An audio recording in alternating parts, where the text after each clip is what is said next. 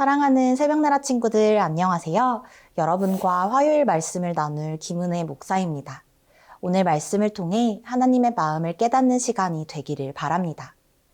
세계인의 축제라고도 불리는 올림픽은 동계와 하계로 나뉘어 각각 4년에 한 번씩 열립니다. 올림픽에는 수많은 종목들이 있지만 그 중에서도 육상, 수영, 스케이트 등 기록으로 성적을 평가하는 기록 경기에 임하는 선수들은 자신의 등수뿐만 아니라 기록에도 많은 신경을 씁니다. 기록이 곧 등수를 뜻해서이기도 하지만 올림픽 신기록이나 세계 신기록을 세우는 것을 메달을 따는 것만큼이나 명예로운 것으로 여기기 때문입니다. 더 빨리 결승선을 통과하기 위해 훈련법을 연구하고 장비를 관리하며 기록을 경신하는데 온갖 노력을 기울이는 이유이기도 합니다.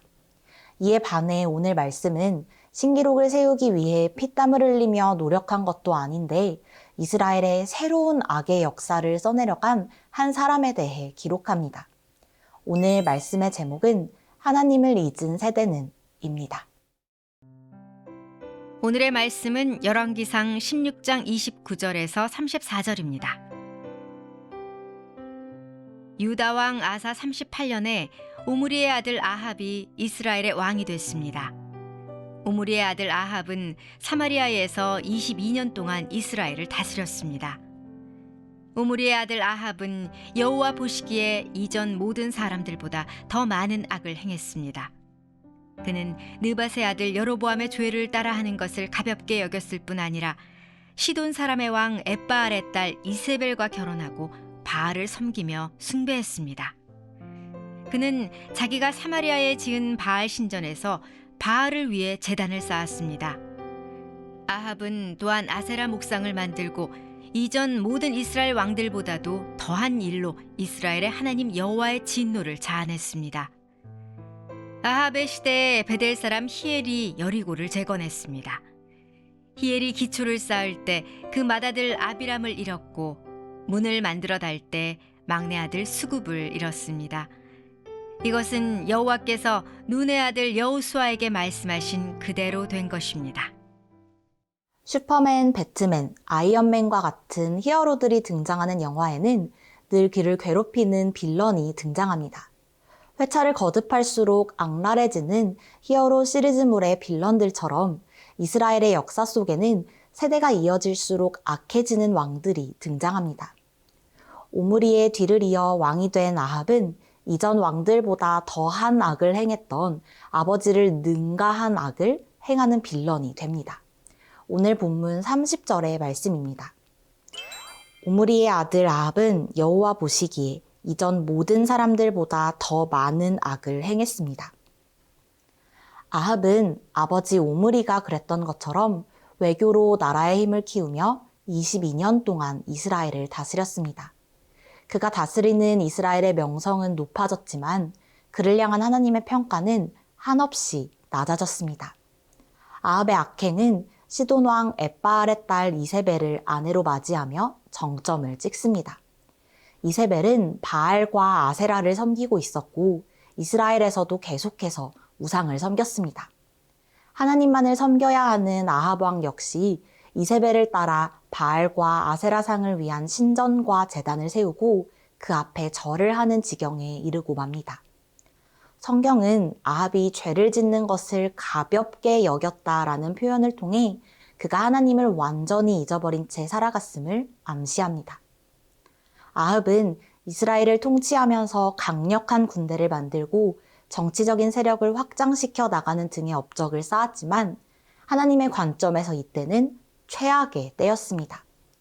사랑하는 새벽나라 친구들, 바알과 아세라를 들여오는 행동 하나가 한 사람, 나아가서는 한 나라를 하나님과 완전히 멀어지게 만든 것처럼 우리가 사소하게 생각하고 시작한 행동 하나가 우리로 하여금 하나님을 완전히 잊어버리고 하나님과 멀어지게 만들 수 있습니다. 하나님보다 다른 것을 더 즐겨 찾으며 우상처럼 섬길 때 나도 모르는 사이에 내 마음에서 하나님이 멀어지고 하나님과 상관없는 삶을 살아가게 되기 때문입니다. 아합의 이야기가 단순한 과거의 사건이 아닌 오늘 나를 향한 말씀임을 기억하고 늘 하나님을 생각하며 언제나 하나님과 동행하는 새나 친구들이 되기를 바랍니다.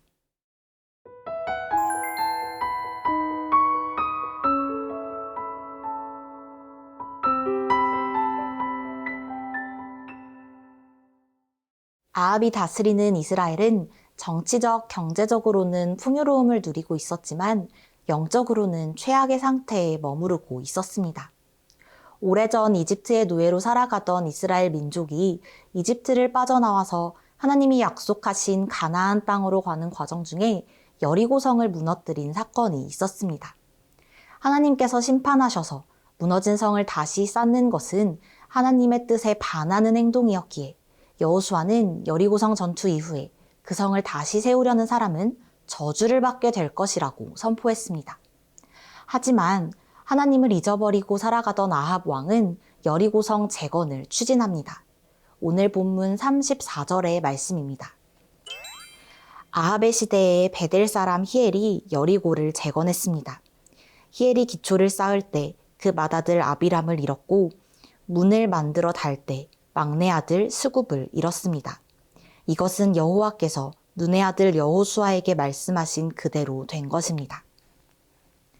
성경은 베델 사람 히엘이 여리고를 재건했다고 기록하지만 여리고성을 재건하는 것과 같은 큰 프로젝트를 왕의 허락이나 지시 없이 할 수는 없었기에 이 모든 과정은 아합의 지휘 아래에 이루어졌다고 봐도 무방합니다. 여리고를 재건하고자 하는 이들의 목적은 뚜렷했습니다. 북이스라엘의 국경 지역이던 여리고에 성을 다시 쌓아 올리면 군사적 요충지로 사용할 수 있고 이는 이스라엘의 힘을 키우는 데 도움이 될 것이라는 판단 때문이었습니다. 하나님의 말씀을 잊어버린 아합 왕의 잘못된 판단은 여리고 재건을 주도한 히엘이 소중한 두 아들을 잃어버리는 비극을 마주하게 만들었습니다. 사랑하는 새벽나라 친구들, 하나님의 말씀은 오랜 시간이 흘렀다고 해서 힘을 잃어버리거나 바뀌지 않습니다. 하나님은 언제나 살아서 역사하시는 분이며 말씀하신 것을 반드시 이루시는 신실하시고 전능하신 분입니다. 이 사실을 알고 또 믿는 우리는 하나님의 말씀을 무시하거나 가볍게 여겨서는 안 됩니다. 늘 하나님의 말씀을 가까이 하고 하나님의 말씀을 사랑하는 사람들과 교제하며 우리의 몸과 마음을 말씀으로 무장시키고 지켜야 합니다. 하나님의 말씀을 잊어버리지 않고 아무리 사소한 죄라도 경계하며 죄의 유혹을 이기는 새나 친구들이 되기를 바랍니다. 사랑의 하나님, 오늘 말씀을 통해 어떤 경우에도 하나님의 말씀을 가볍게 여기면 안 된다는 것을 배웠습니다.